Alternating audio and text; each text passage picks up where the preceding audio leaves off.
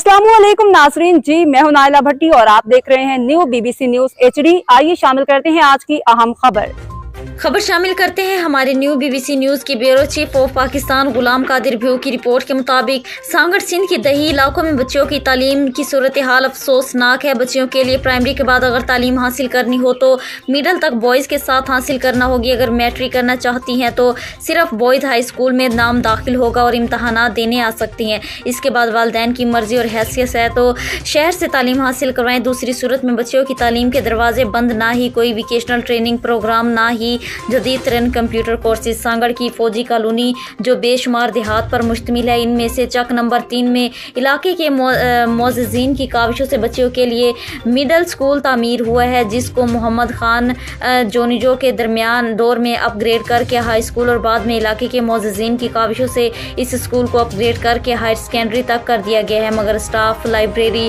Laboratory और computer lab तक की सहूलियत फ्राहम नहीं की गई। मगर मुकामी स्टाफ और उस्ताज़ा की मेहनत और बच्चियों की वालिदैन की सरपरस्ती की वजह से सांगड़ के दीगर स्कूलों के मुकाबले में चक नंबर 3 गर्ल्स हाई स्कूल से बच्चियां तालीम हासिल करने के बाद यूनिवर्सिटी, मेडिकल कॉलेजेस और दीगर तालीमी मैदान में अपनी सलाहियत का लोहा मनवा रही हैं। स्कूल की प्रिंसिपल मोहतरमा शाजी और इनके स्टाफ की मेहनत की बदौलत फौजी कॉलोनी में बच्चियों के लिए बेहतरीन दरसगाह का काम कर रही है। इस स्कूल में चक नंबर 9, 10, 8, 3, 4, 7, 6, 5, 1, 2 गजरी वर्कशॉप और दीगर इलाकों की बच्चियां भी तालीम हासिल करती हैं। गुज़िश्ता दिनों स्कूल में सालाना तकरीब तकसीम इनामात का इनकाद किया गया, जिसके मेहमान खसूसी साबिक senior popular group of industry के चेयरमैन मलिक इमामुद्दीन शौकीन और इनकी बेगम थी। स्कूल की आमद पर प्रिंसिपल मोहतरमा शाजिया ने इनका इस्तकबाल किया, फूलों के गुलदस्ते पेश किए। इस मौके पर तकरीब में बच्चियों से शानदार अंदाज में अपनी तकरीरों में जिन हालात में वो तालीम हासिल कर रही हैं, जो मुश्किलात